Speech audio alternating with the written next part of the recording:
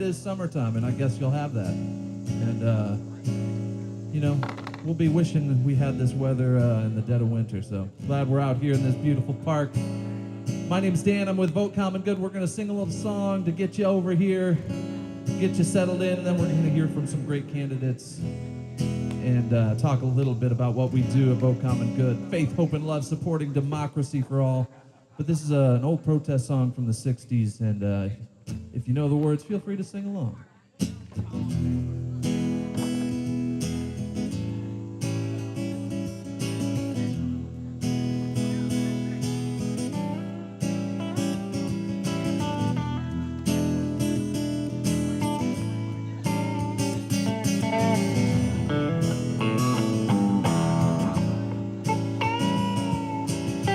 There's something happening here.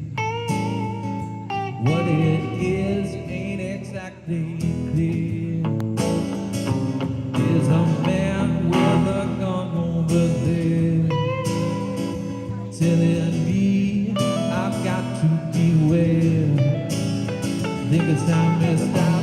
Hey, what's that sound? Everybody look what's going down.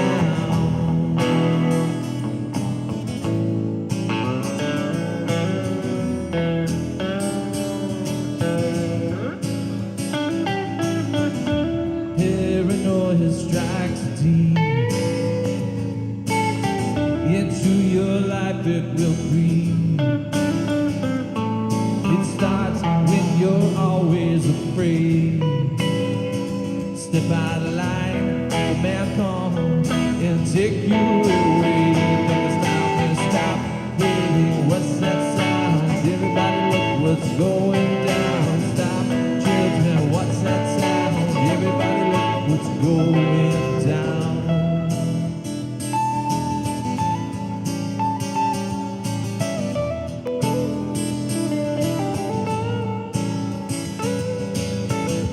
Bad lines being drawn. Nobody's right if everybody's wrong. Young people speaking their mind, getting so much resistance from behind. Think it's time to stop. Hey, what's that sound? Everybody look what's going down. Stop, children, what's that sound? Everybody look what's going down. Stop, hey, what's that sound? Everybody look what's going down.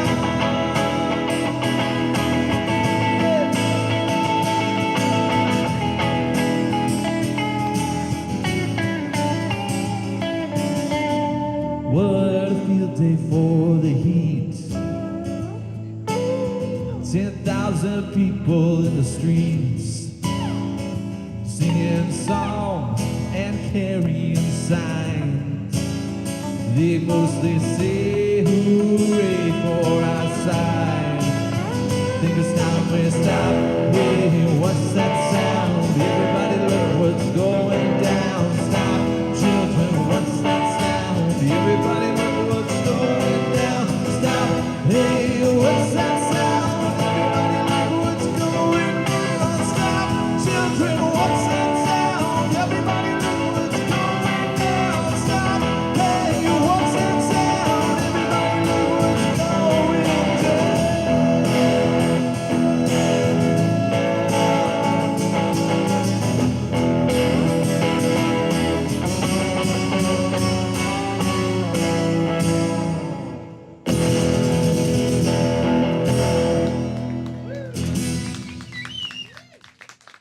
For some of us, that's one of the most fun parts of this whole thing, is jump-starting a little event. And we have been looking forward to jump-starting an event in Delaware County, Ohio, since we started driving here from Pennsylvania. Before that, we were driving here from North Carolina. Before that, we were in Michigan.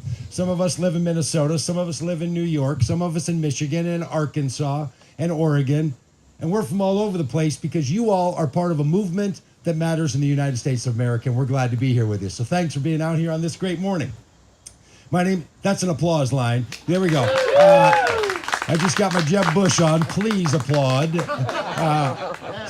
Thank you. And let's make this a little bit rowdy out here. You know, sometimes Democrats tend to move around the country as if we're inside of an electric vehicle. Sometimes an electric vehicle comes up and you don't even hear them. There might be a lot of people in there, but you don't hear them. And then people on the other side of the political idea in America tend to drive around without mufflers on, or big Harleys making a whole lot of noise. There might not be as many people, but they're being noisy.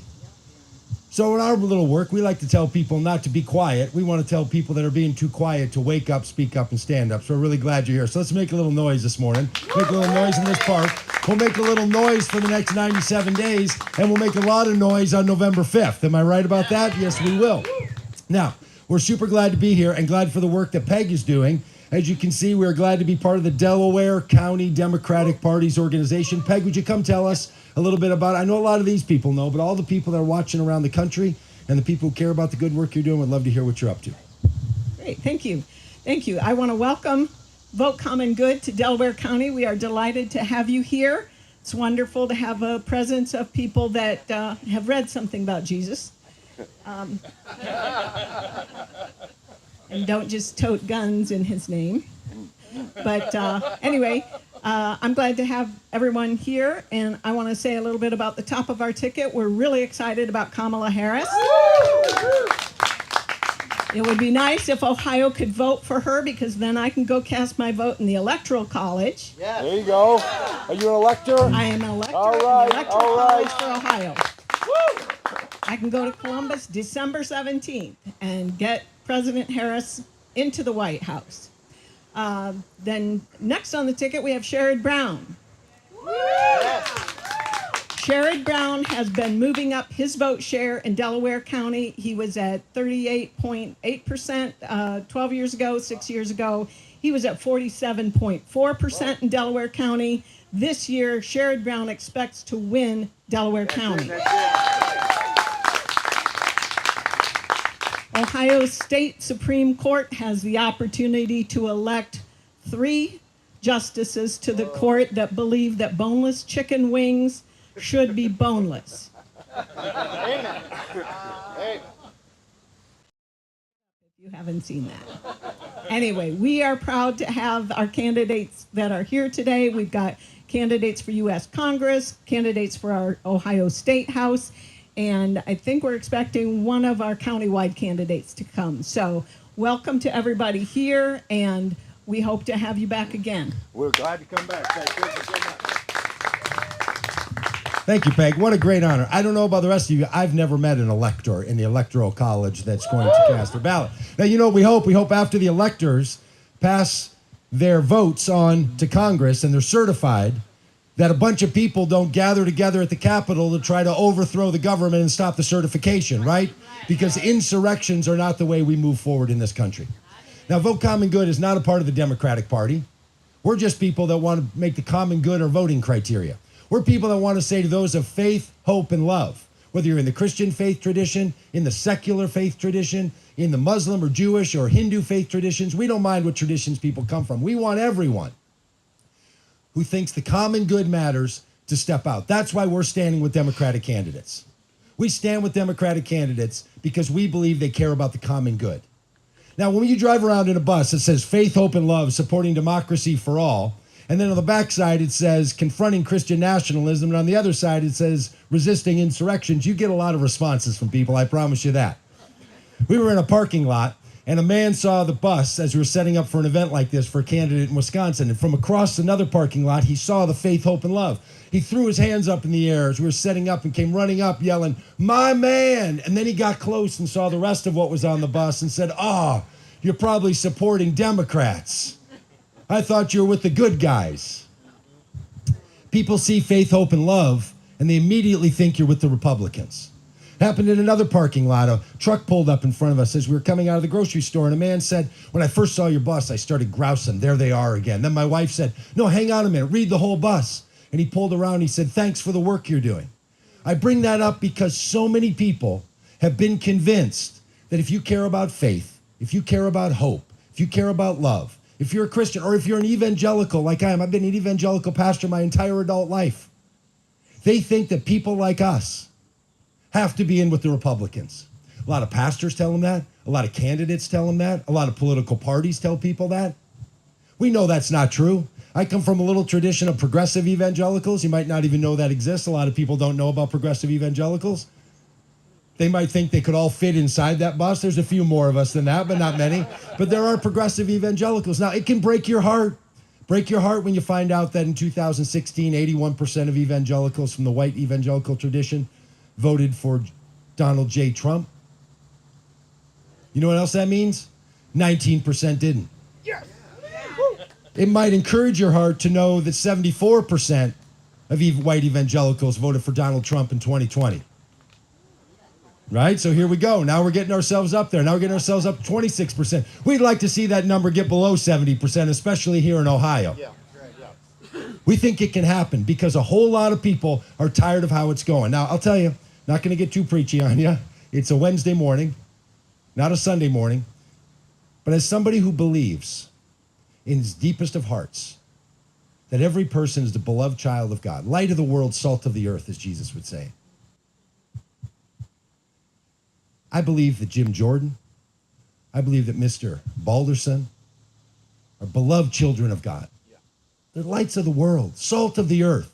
But not every light of the world should be a representative in the United States House of Representatives, and these men need to take their dim little lights and move on and let some people who want to care about the common good for all of us, like Jerrad Christian and Tamie Wilson, do the good work of the American people. This is not about telling them that they're no good. We're here to remind you how good you are and how good we can make the common good for everybody. So we're so glad that you're with us.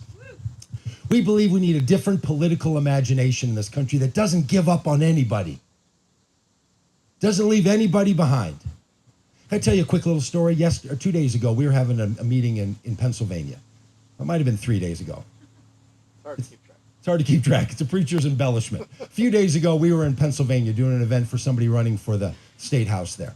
There was a little confusion about the place we were meeting. It was an old restaurant that had closed. The candidates had suggested it. We said it's a great idea. So we pulled up and set up just like this. All this stuff, had chairs out, had a whole bunch of people, 50 people there. The owner of the restaurant pulls up in his truck.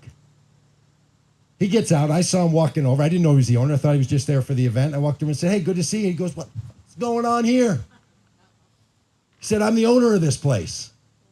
I said, "Well, thanks for having us." He goes, "I didn't know anything about this." And then he said, "I'm a Trump-supporting, gun-carrying, truck-driving, conservative Christian. Pack up and get out of here." And I said, "Okay, I really apologize for this. We thought we had permission. We'll get it together." He said to the person's name on the poster, he said, "Is she here?"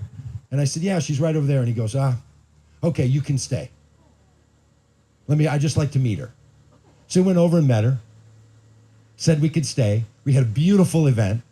At the end, went over, paid the man for renting his property, said, "I have 2 beers. I'd be glad to give you both of them, but if you'd be willing to have one with me, I'd love to do that." He said, "Sure." So he's on his little tractor. He pulled up. We sat under the awning on the other side of the bus, chatted for 15 minutes, getting to know each other. By the end, we're shaking hands. We talked about his church. We talked about the fact that this country feels divided. He doesn't like it that religion is dividing people. He wants Donald Trump to be the next president of the United States. I'm doing everything I can to make sure he's not. We're going to differ on that, but we know we live in this country together. We know we have to find a new way to live with each other, and we're not going to give up on anybody. I don't know who he's going to vote for on November 5th, but when he walks into that voting booth, he knows he's got a new friend that thinks differently than he does. And every one of us knows somebody who might not know they should vote for Tamie, or might not know they should vote for David, or don't know yet about Jerrad, but you can introduce him to him. And I want to encourage you on this Wednesday morning, don't give up on anybody. Nobody's too far gone yet. In the Christian tradition I come from, everybody's walking on a Damascus road someplace. And it just might be a moment when they can get a new vision for how they could be in this world. And that's what we're all doing. We're not just here to win elections 50% plus one. We're here to deliver a new political imagination, a religious imagination to all of us. So thanks for being here. We're not going to give up. Every county has the same responsibility to do what's in the best of the common good. Now, you're going to hear some musicians. You're going to hear from some candidates. And there's a whole bunch of people that watch this all over the country. The people that are here are part of a movement we have called Common Good Candidates. And it's really important that people all over know that there's people doing the common good, because sometimes we only hear from the same old people and we end up thinking the same old things, and we all need to find some new ways to think. So we're going to introduce you to Joel here. Joel's going to serenade you with a little beauty and song. Joel just joined us a couple of days ago. We met him in North Carolina a few weeks ago. Knows what we do. He said, hey, I'd be glad to come along. So he's coming along with us. Met up with us in Pennsylvania, rode with us over here to Ohio. You're going to hear from him. Then in a little while, you're also going to hear from Clay, who lives right here in the area. Just met Clay yesterday. Chatted with him on on a Zoom call a while back, but just met Clay. So if you feel like you're new, Clay is new. Joel is new. Beth just joined us yesterday. Beth came over from California and was visiting some friends over in Kentucky and drove up and is going to join. So we're all in this thing together. Isn't it fun to know we're not just with the same old, but we're making something new. We're going to sing new songs. We're going to meet new people. We're going to do new things. And we're going to win elections that people thought we could never win because we care about the common good. So Joel, would you serenade us with some goodness, my friend? Howdy. There we go. I lived in Texas for 10 years, so that's how I introduce myself. My name is Joel, and this feels really familiar to me. I grew up in Eastern Washington, which is not Seattle. Every time I say Washington, people go, Seattle area. Sure, 4 hours from there, yeah. So the farmland, the sort of smaller cities, this really speaks to me. It makes me feel right at home. I grew up somewhere between the Duggars and the Amish. Just super that. And as I grew up and I lived in Texas and I got married and started working at churches, I started to just question a lot of things and realized I took a lot of things for granted. Honestly, I was a good person. I really wanted to see goodness and light and hope in the world, but I didn't know. I didn't know what I didn't know. So I started picking things apart around 2016, and far too late, I'll admit that. But I feel like a lot of these folks that we think of as just, how could you be so ignorant? How could you be so blind? They're really, honestly, good people that don't know what they don't know. And I'll tell you, the people that changed my mind were not people that yelled at me and called me names. They were people that just patiently, they deserve something. If there's a heaven someday, they deserve crowns in their stars in their crown, because they spoke kindly to me and they just explained stuff to me and said, hey, check out this website or check out this whatever. So I just want to encourage you to just choose kindness in your dealings with whomever it is. And I love that story Doug told about Chris the other day. That's beautiful. And I think if we can get together and just see people face to face instead of on the other side of a God-blessed keyboard, we might be able to dialogue. So I wrote this song a couple years ago, and it's called Faith of My Fathers. And I'll invite you to sing with me a little bit when you catch on to it. But here it is. I don't want the faith of my father that bombs, segregates, and enslaves, that uses scripture as a weapon. If you're a woman, immigrant, or gay, I don't want the faith of my mother, silent while men hang from a tree. I see in Christ a clear reflection, a love beyond our wildest dreams. Do justly, love mercy, walk humbly with your God. Would you try that with me? Do justly, love mercy, walk humbly with your God. I want the faith of Moses, the kind that sets the captive free. I want the faith of Naomi,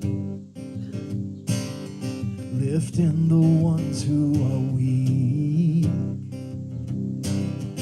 I want the faith of Mary, holding the mystery deep inside.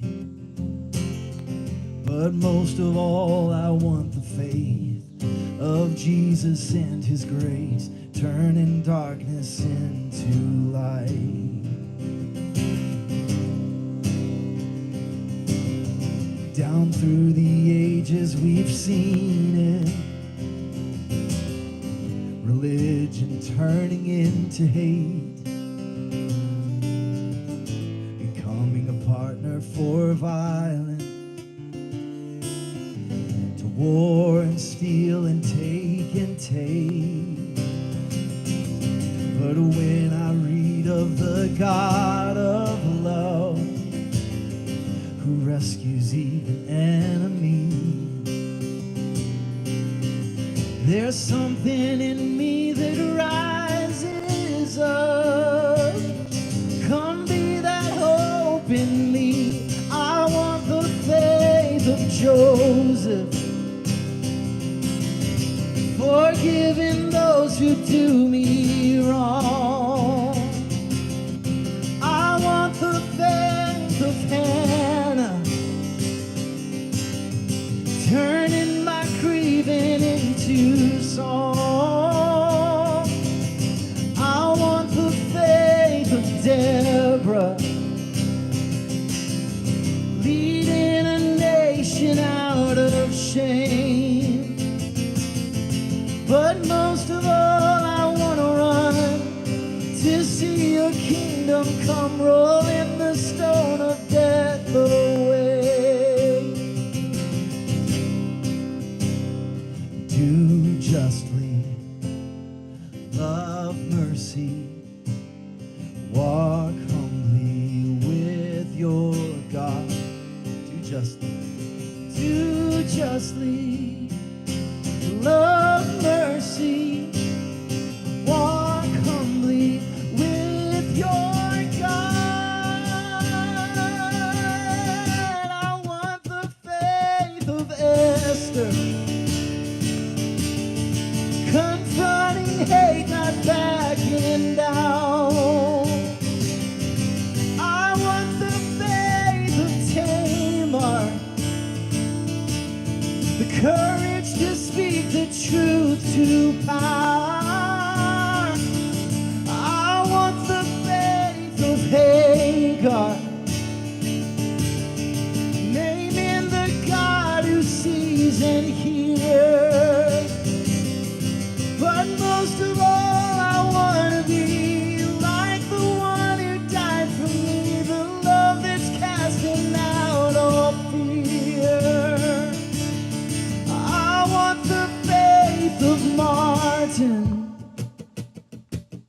naming the dream as though it was. Oh, I may not get there with you, no, but I know that we shall overcome. I want the faith of Malcolm and Mamie, the demons we face and see the truth. But most of all, I want to be like Jesus was for me, the love that's making all things new. But most of all, I want to be like the one who died for me, the hope that's making all things new.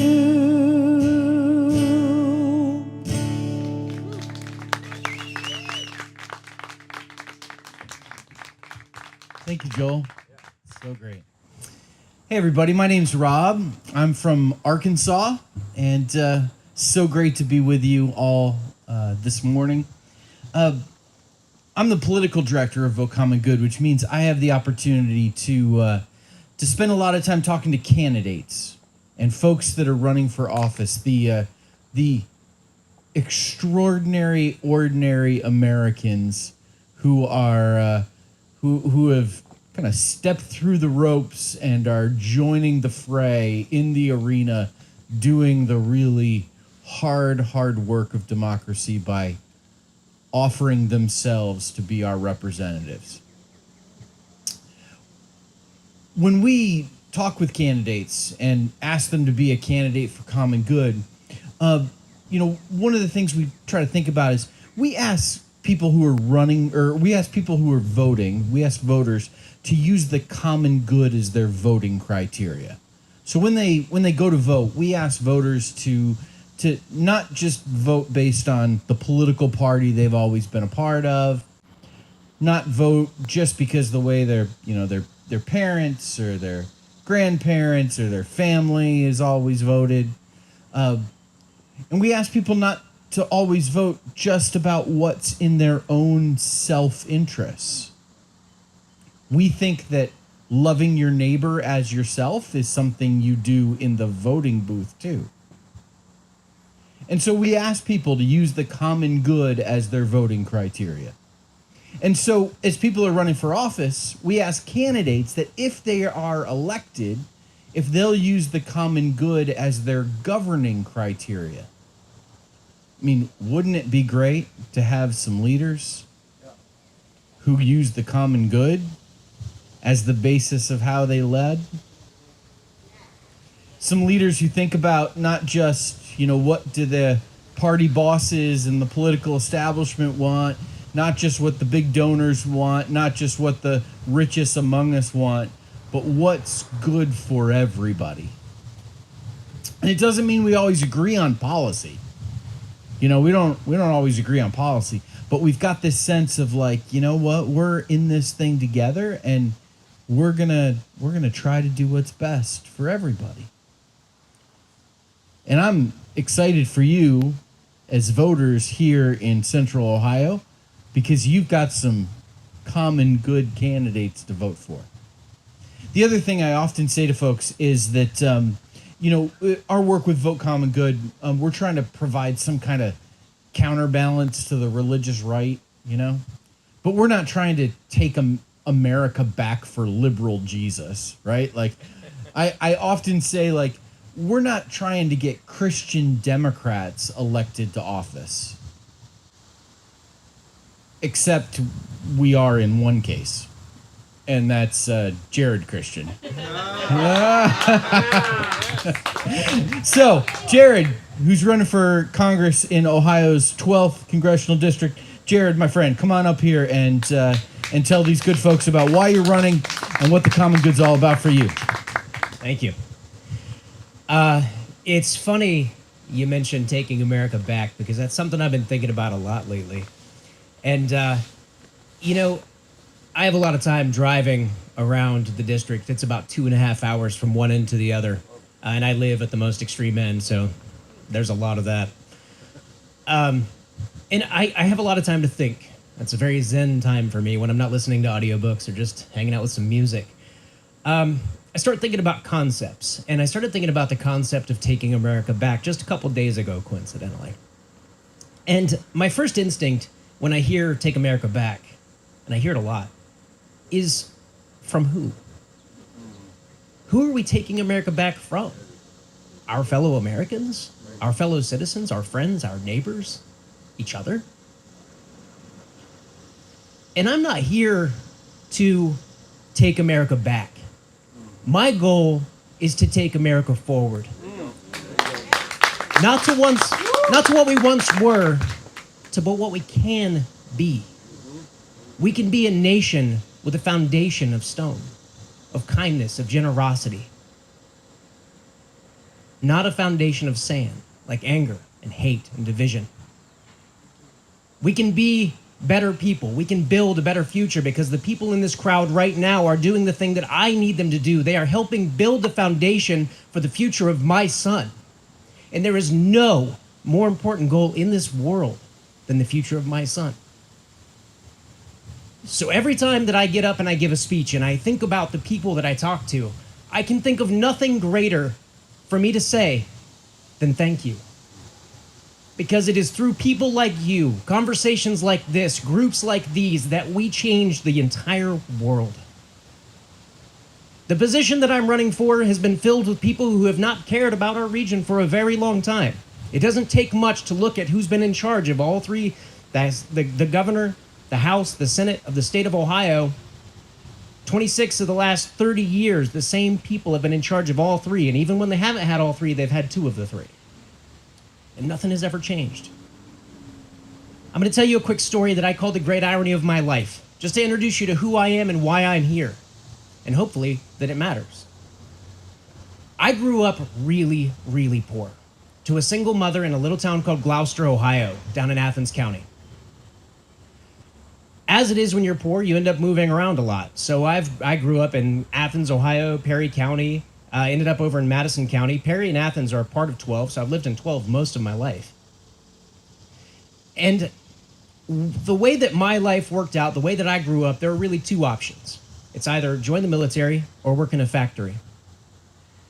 And I wanted adventure. So the military was really on my radar. I show up to my senior year of high school one day, and they usher us all into the auditorium to take a test. And it turns out that that test was the ASVAB, the test that you take when you that chooses what jobs you can have in the military. About a month later, the results came back, and they had a list of the top 10 jobs in the world and the worst 10 jobs for us in the world. I only remember the top one of each list. The best job in the world for me was a secret agent.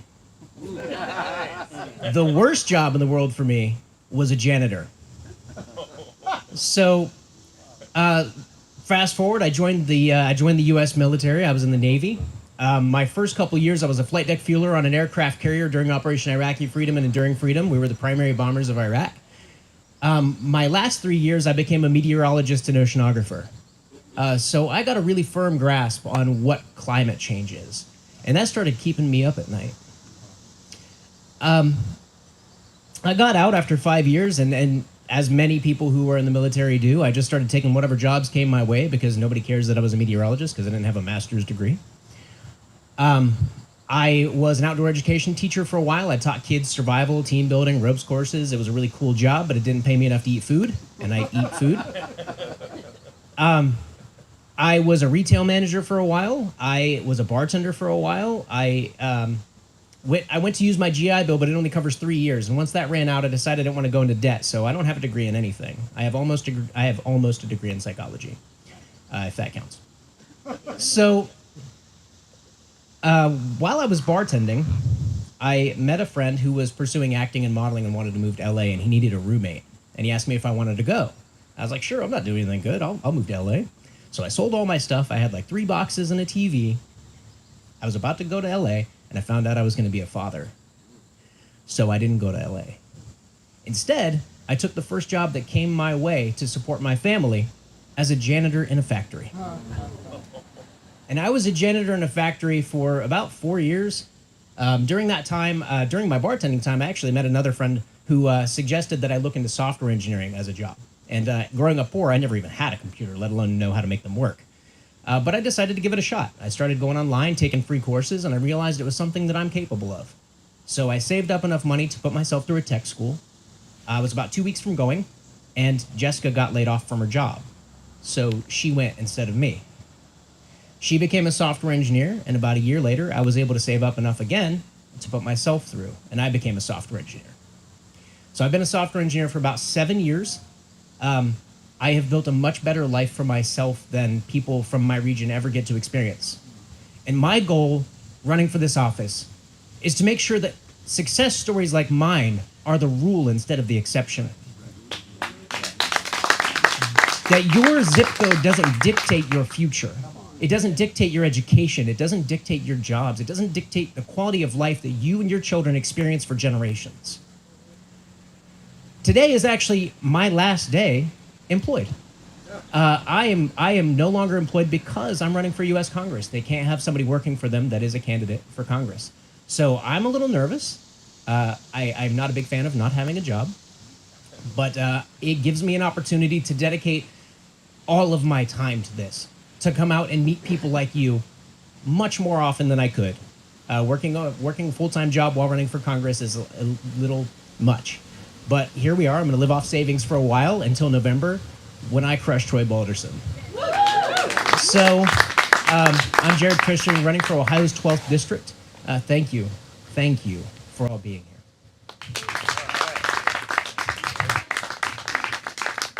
2 things. The subtext of Jerrad's talk is he needs you to donate to him. So everybody needs to donate to Jerrad because he needs a job. And the other thing is we've got almost 200 candidates for common good around the country, up and down the ballot. And I always say that our candidates for common good are a little bit like our kids. We love them all, and we have favorites. Come on. I mean, if you're parents, you understand. Jerrad's one of our favorites, and so is Tamie Wilson. Tamie, you want to come up and say a couple of words and tell us about your run for Congress as well? I don't know about you, but I would much rather have Tamie Wilson in Washington, D.C. than jacketless Jim Jordan. The next Congresswoman from this district, Tamie Wilson. Thank you, thank you. Thank you, Common Good, for coming to Ohio and holding your rallies here. We are just so thankful. And Jerrad and I were fortunate enough, we went to the border. It was funny, I was talking with Jerrad one day and I was saying, I was like, I really want to go to the border. I want to find out what's going on there. And he goes, well, you should talk with Common Good. I said, what do you mean? He goes, yeah, they're going. You can go with them. They take candidates. And I was like, oh my gosh. So I looked it up and I paid for it, booked my ticket, and boom, we were there within 3 weeks or something. It was really quick turnaround, but it was a great experience.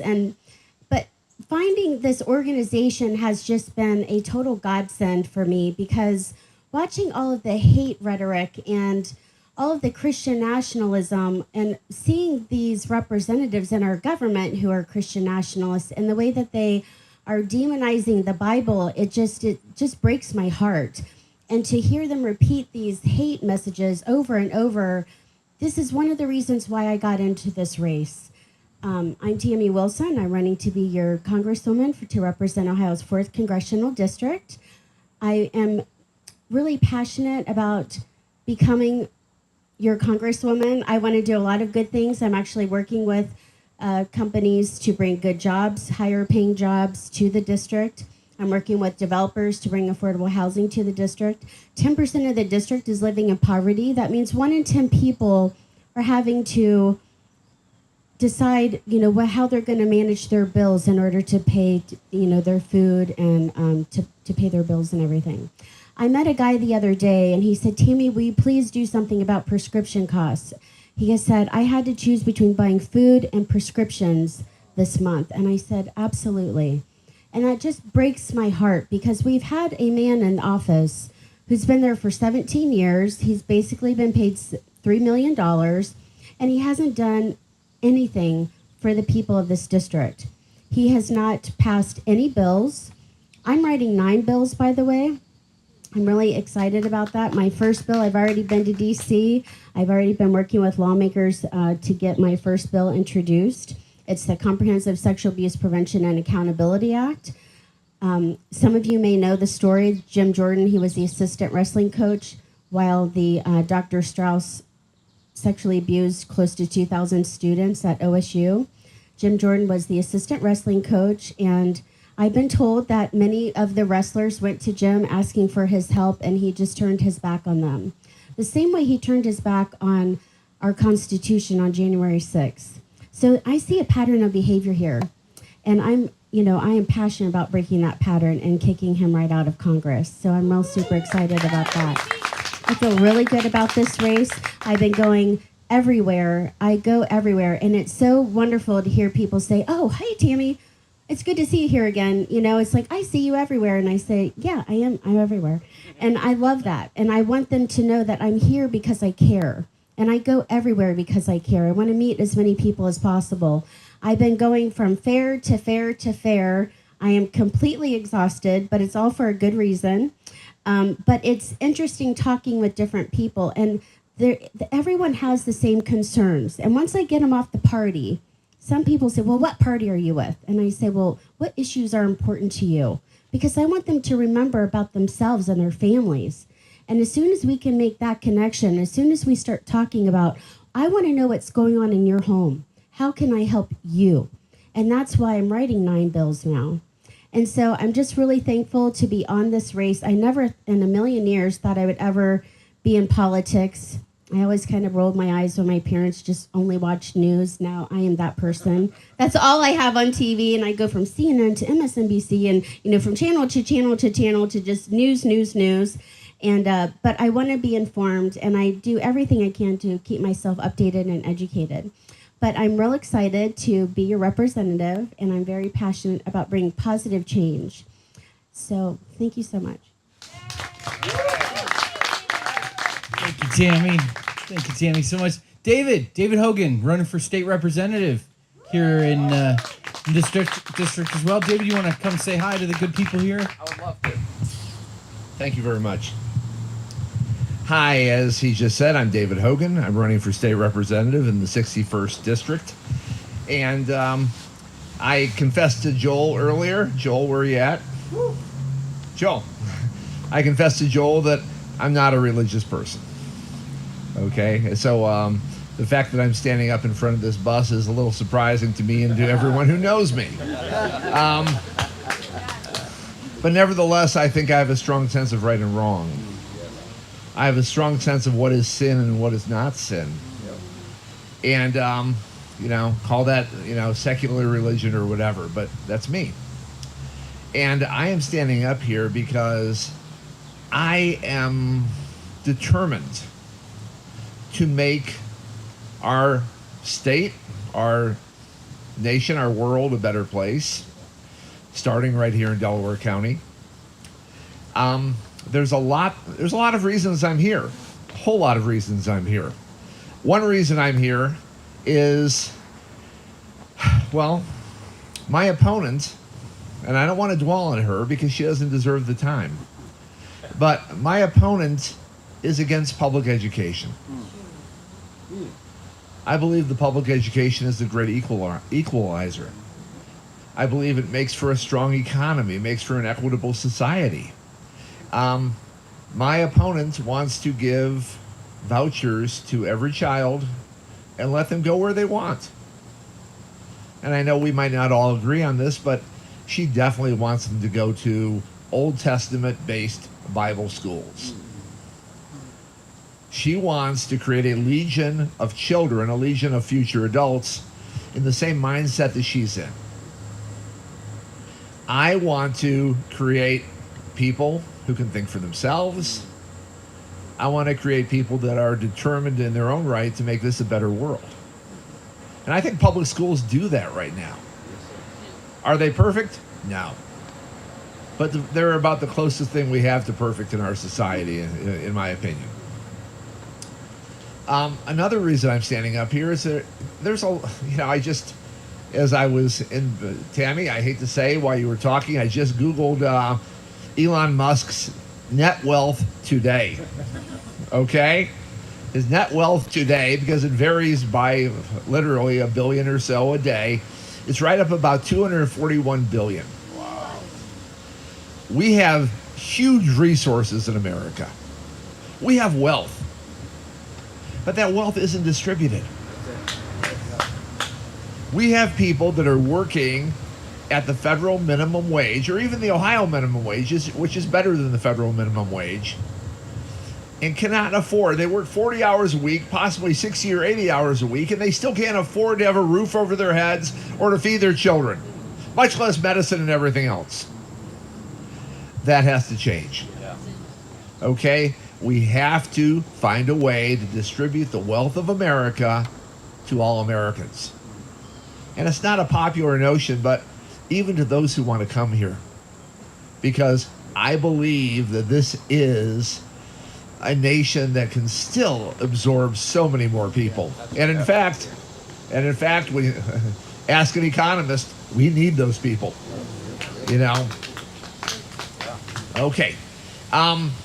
Another issue, jumping around, but I'm really not because it's all in the same vein. Gun violence.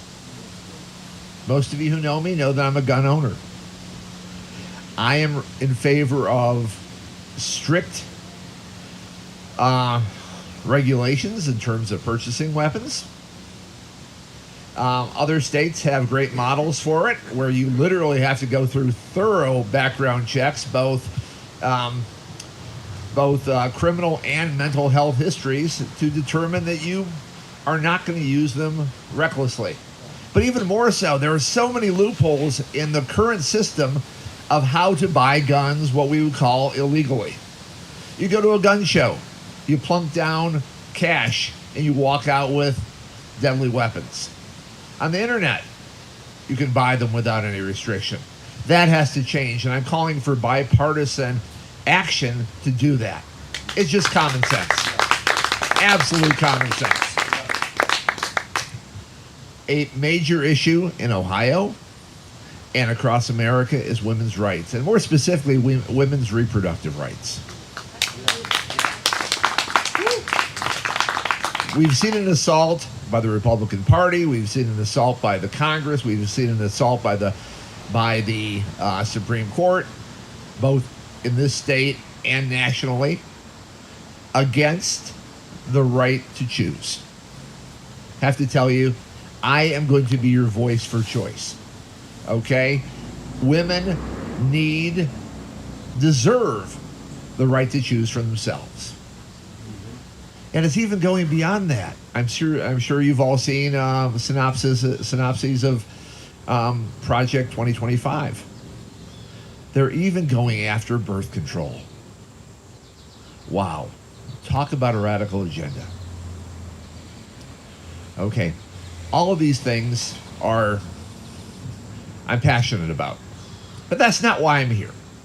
That is not why I'm standing in front of you. And as most of you have heard this before, but for the benefit of others, I'll repeat it again. I'm running against a woman by the name of Beth Lear. Beth Lear is, well, she makes Trumpers look moderate. Beth Lear is, as I was describing earlier, has a very Old Testament agenda. She has actually talked about stoning gay people. She is very much against women's right to choose. She's very much against public school. The only thing she's for in life is guns. Okay? Everybody should have one, regardless of age, regardless of background, regardless of training, anything. But one thing that she is leading the state legislature in is her rabid fight against LGBTQ community. And when I learned of this, she is on the forefront of every piece of legislation condemning gays and gay rights. And my wife Leanne and I were talking about this. It was about 9 o'clock in the evening. We were sitting across from one another and we were discussing this. And Leanne looked me in the eye and said, "You have to run." Because our daughter, our wonderful, talented, extraordinary daughter is gay. And we are not going to allow her to grow up in Ohio as a second-class citizen. That's right.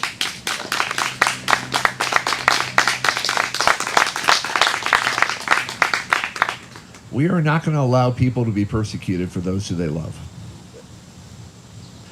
That's why I'm standing up here right now. It's an uphill battle. We've talked about this. There has not been a state rep elected from this county for 100 years. A Democrat, yeah, yes, one of us for 100 years. I'm bound and determined to change that. I hope it happens for both of us. Rachel Morocco is running in the southern tier. I hope it happens for both of us. Because we need to have more moderate, and I'm not even talking about liberal, moderate, enlightened voices in the State House. Because right now, we have bigots. We have people that thrive on hate, that call for votes on hate. I'm actually calling for votes on the basis of love. Okay? Thank you very much. What an honor, Dave. Really appreciate you. Thanks to all of you that are running. Hey, maybe you're somebody like me and you count the words that are on a bus, and there's 26 blue and white words on that bus. A bunch of others in black ink that we're going to ask you all to join in, but 26 words on this bus. 3 of them are really important. We the people. Politics is a people movement. The United States of America is a people movement. Religion is a people movement. Sometimes our identities that we all carry, many identities, a lot of us go by a variety of names, right? I'm Doug. I'm also Duke. I'm also Poochie. I'm also a Babu, which is my grandfather name, the name I'm called when I was as a grandfather. When I go into different places, I play different roles. We all have many identities. Sometimes our identities get conflated. There's a lot of political identities that get tied in with religious identities, and people can't separate the two. It's almost like people drive into Wendy's and order the number 2, and it just comes with a side dish of fries. They don't know they could order the side salad. So a lot of people went to church, or their parents were religious, and they became a Christian of some variety, and it came with a side of republicanism. They didn't know they could swap it out. These identities get wedded together, and when those identities start to pull apart, that becomes a big human project that we're all in. So you end up standing in new places, talking to new people, realizing the world is bigger and brighter, and the we, the people, just gets bigger and bigger and bigger. So we want people to have a different political imagination, that it can be supporting democracy for all. And we're not just going to win so that other people are on the bottom. We're going to win so everybody can participate. But we also need, for some of us, and for a lot of your voters, and for a lot of people, you're going to walk up to their doors and meet them at a farmer's market and see them on the road and are over here fishing and enjoying the park. They've got a story about God in their head. And for some of them, they can't seem to break that story to set themselves free. That brings me to Clay, Ohio's own Clay, from right here in Ohio, right here in these districts. He's gone through some of that. He's got a beautiful song about it. My wife ran into this song a couple of years ago, a year and a half ago maybe. I don't know how long ago, a year and a half ago. Found it on Spotify. Somebody I think had sent it to her. She sent it to me. She was crying listening to it. I started listening to it. I started crying listening to it, because it wasn't only Clay's story, it was my wife's story, and it was our story. So we hunted him down on the internet, found him over here in Ohio, and swung by in the bus to pick him up and take him along with us. So maybe this song will not only connect with you, but I know this is the kind of song and kind of story and kind of experience that connects with a lot of people in these districts, a lot of people in Central Ohio, a lot of people in this country who need to be freed up from the thoughts in our heads. And we all know you can't blame people for the thoughts in our heads, but we can help people to replace them with some that lead us to new places. So Clay, thanks for this song. Thanks for being a part of all this. Thank you, Doug. Doug introed my song better than I could, but I was raised conservative evangelical my whole life. The 2016 election was a huge turning point and helped me start to deconstruct my faith, and it's ever evolving. And at that time, I wrote an album, about this, and most of the album is a lament, and it's sad, and it's me getting out kind of the anger at the people who had instilled these morals in me, only to turn their back on the morals. And so when I got done writing that album, I wanted to write something hopeful, and even though my faith had evolved and I had a million questions about God and for God and what is God, I don't know. What I kept discovering is that I kept seeing divinity in the people around me. My wife is a multiple disabilities elementary school teacher.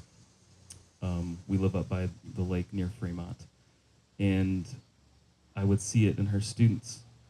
I'd see it in our son, who is autistic. I would see it in my Uncle Russ, who I mentioned in this song, who is gay. Russ and Gus, two of my favorite people. And the people that had always been looked down upon around me, I found so much life and love and divinity in, and I could not help but write this song called Does God.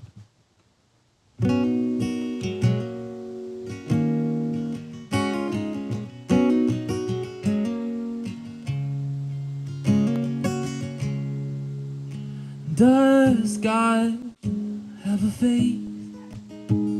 Does he have a body or even a name? If he does he know that I'm alive? Is God even here?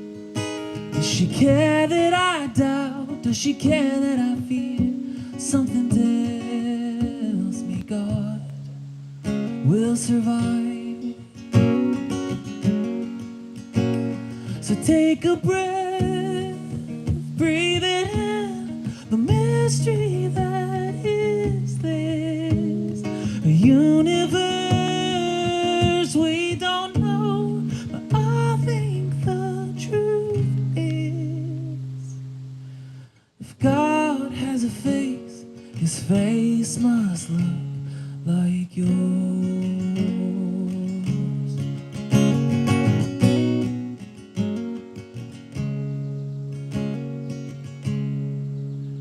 Did God kill his kid? Did he have to have blood before he could forgive? Or maybe we made a God that looks like us. Does God know my name? Is the ache in my soul just confined to my brain? Even so, does that mean that it's not real? So take a breath, breathe it in, the mystery that is this universe we don't know. I think the truth is, if God has a face, her face must look like yours.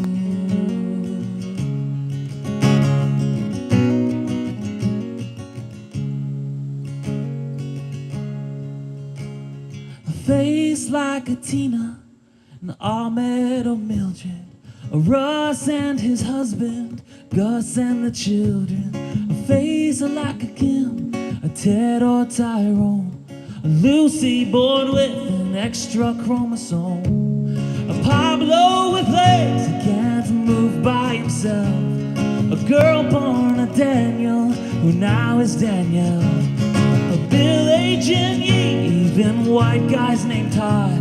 If you have a heartbeat, you are the face of God.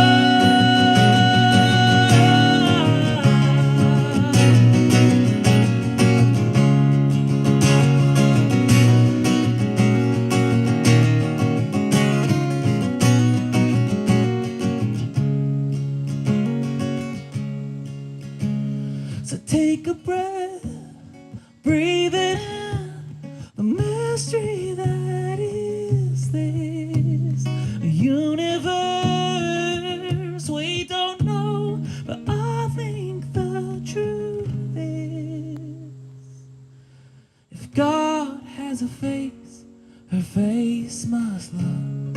If God has a face, his face must look. If God has a face, their face it must be yours.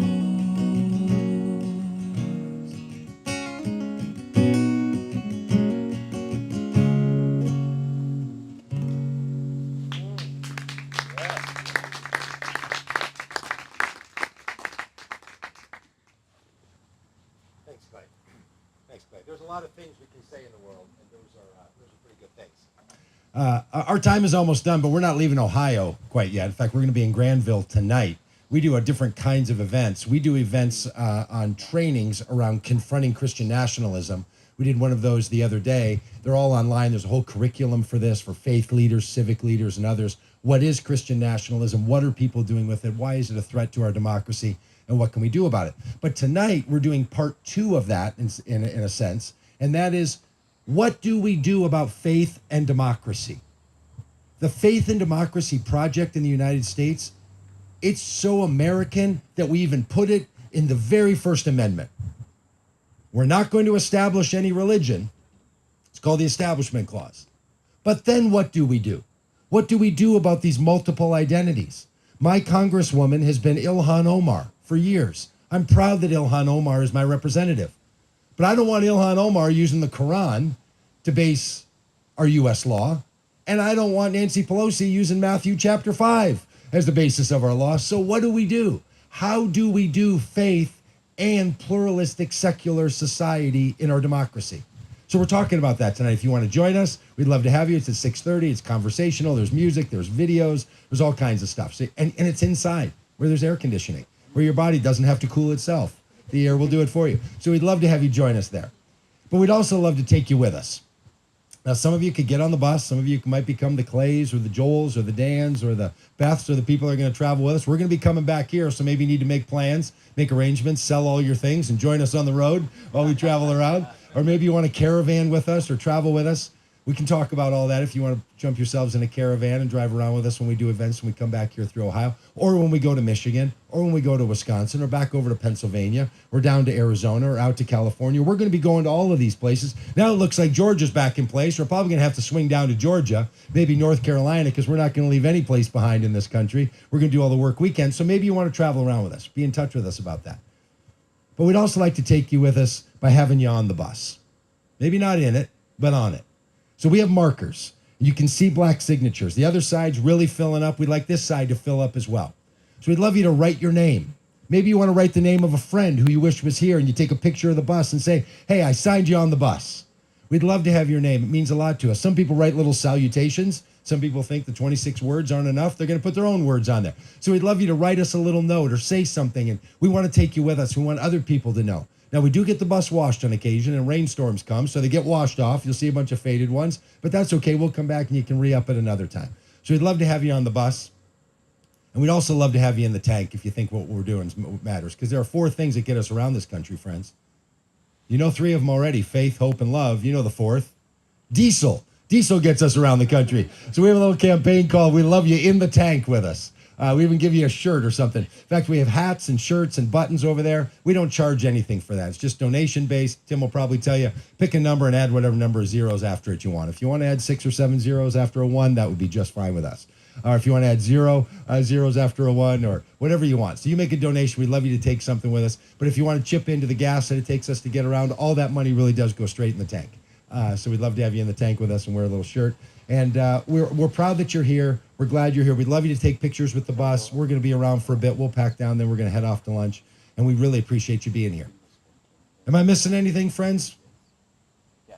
We missed Tara's here. She's going to talk about Rachel. Oh, Tara. Okay. Tara, would you tell us about Rachel? Yes, sure. Ohio has 60. Thank you. I did not know that you were going to be the spokesperson. Thank you. Hi, everybody. I'm Tara Talgar, and I am very proud to be Rachel Morocco's campaign manager. Thank you. As David mentioned, she's running the other state rep running in Delaware County, and we're very excited about our race this year. We're one of the few races that is doing better with the new maps. Her race is a lot more competitive this year than it was in 2020, which is very exciting. So we think it's going to be really, really close race. So everything that we do is going to bring us that step closer to winning this race for her. We have tons of volunteers writing postcards and knocking on doors already. This coming weekend, we're going to be partnering up with the Sherrod Brown campaign and with the Delaware County Democratic Party for 6 canvas launches out of Delaware County. So we're really excited about that.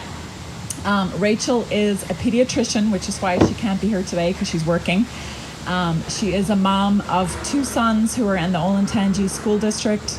I met her through our work with Moms Demand Action, which is a gun violence prevention organization. She was very focused on raising awareness about safe gun storage. That's how we crossed paths originally. I was very happy to be a volunteer on her last campaign, and we were so excited to convince her to run again because she's a fantastic candidate. And I hope that you all tell all your friends to get involved. We have to get the word out about her campaign because name recognition is really going to be huge for her campaign. And it's going to be such a tight race that every conversation that you have with a friend that lives in Powell or Lewis Center or the parts of Dublin that are in her district, or any of your friends that might be in the district, could make the difference for getting people out to vote. So thank you guys all so much for being here. The last few weeks have been, there's been a considerable increase in the level of hope around the place. So it's really exciting that you guys drove in with your hope bus. So thank you guys for being here.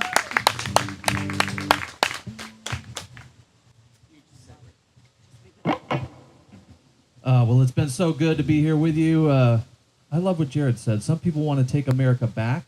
For who, we're not sure. But we want to go forward. We want to take America forward for everyone, democracy that works for everyone. And one thing we're not going to do is when bullies tell us to stop talking and stop speaking up for those who can't speak for themselves.